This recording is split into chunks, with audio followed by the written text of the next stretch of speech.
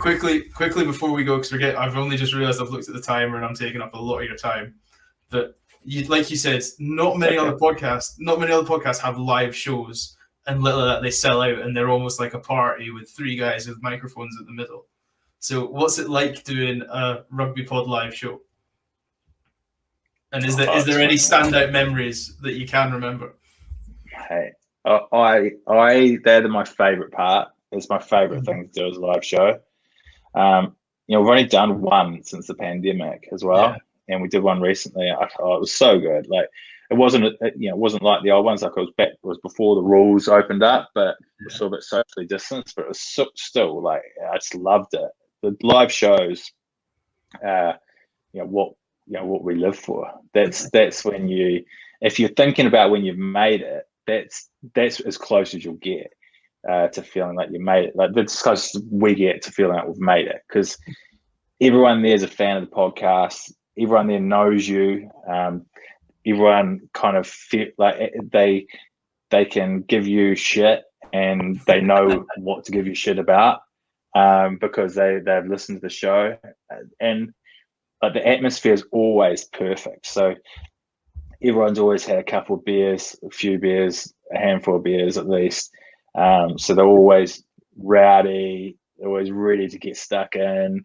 The crowds are, it's just nothing beats them. The rugby pod crowds are so good. It's so much fun, and I get the best seat in the house. I'm like literally I have a couple of questions to get the guys going, and knowing that they will talk and talk and talk and talk. There's no pressure on me whatsoever. So I can go in, I'll have a beer and basically get things going, and then I'll hand it over to the crowd and be asking the crowd most of the time if they've got any questions, and that's my job done, and I love it. And the crowds are always great. We usually have a sing song at some point. Everyone's steamed. Everyone's just getting stuck in. People chopping pints. It's so much fun. It's my highlight of when I'm on the Rugby Pod by far. I'm so gutted because I remember favorite part. I'm so gutted when you were in Edinburgh. I remember, and I tried my hardest to get tickets for me, my brother, and my old man, because we all listened to the pod, and we couldn't get tickets for love nor money, and I was so gutted because one of my friends did, and I think he must have spent at least half his time on his phone Instagramming it, and it looked like the best time I've ever seen. Because there's a video of him and Jim having like a chop off race with the pints. Really? Yeah, and he still claims to go up there. Let me know. Next time we go up there, give me a shout, and I'll sort you out with. I'll put your name on the door.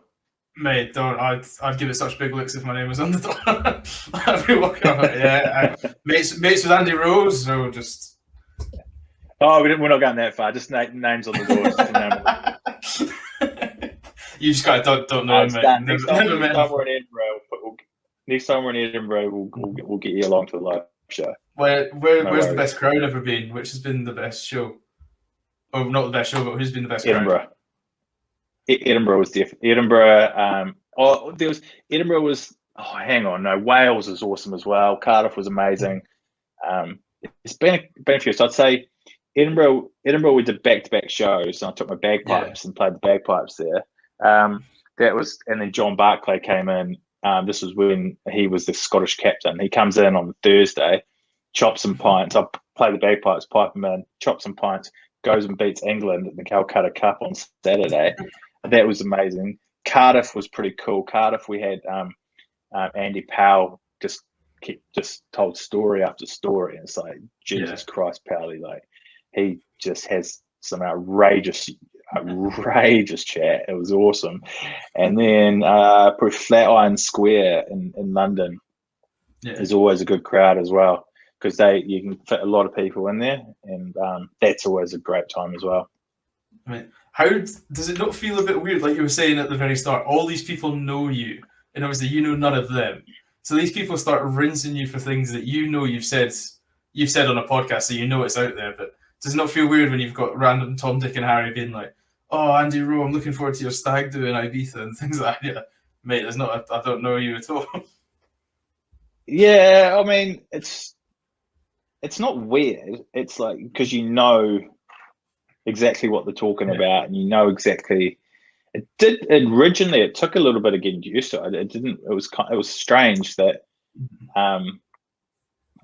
people will behave like they know you, like that, because they listen to you and they've got you in your ears, and they'll talk to you about the show. And it's not. It's. I mean, I love it. It's great. It's like it's super humbling that they're listening to your show. It's super humbling that they know who you are and that they are interested in like what the content that you're putting out, because that you're not just talking to no one. That's really cool. And but it's equally it's like, you're just a like normal person having a chat, and people are really interested to have a chat to you. It's cool. Like it's and that's all it is. It's like they know you almost like Goody and Jim know me. Like they they hear the same stuff. Like so I hear the same stuff that I hear from Goody and Jim that you hear when you listen to the Rugby Pod. So it's kind of similar. It's almost like, of course we chat off air and things like that, but there's a lot of similar stuff that we have in common. It's like the idea is that, and this was always the concept with the Rugby Pod, the idea was that I'm in a pub with Andy and Goody having a beer with them, and I'm a fan, and I'm wanting to hear their stories. I'm wanting to hear their opinion on the rugby, and I'm having a beer with them, and that's the concept. So if people feel like they have had a beer with Goody and Jim, and hopefully me a little bit, then that is absolutely job done, and that's that there's no higher praise. Like that's what we're looking for. Yeah. Has anybody ever said something that you've forgotten you'd said on the podcast? Like somebody's been like and you've just gone, how the hell do they know about? Oh shit, yeah, I remember saying that now. A little bit, like someone brought something up that said I'd like smash Goody in a tackle or something like that, but like nothing like incriminating. Like there's nothing that caught me too off guard, but it's more like it is a little bit, it's a little bit strange sometimes when they do bring stuff up. It's not like that it stumps you, but you're just like, oh yeah, I forgot about that. That's I'm talking about that. Amazing. Well, Andy, I'm at the end but it's of cool. my it's a great thing, and it's a real, like I said, it sets the bar for people like myself on how to how to perform a podcast, how to record a podcast. And then the Andy Rowe show just goes to show that you can never do enough research with 24 straight hours on books on Iraq War and pilots. No, you can do too much research in that case. You just have to ask his publicist if he actually wants to talk about the thing first, and then you're good to go. Yeah, exactly.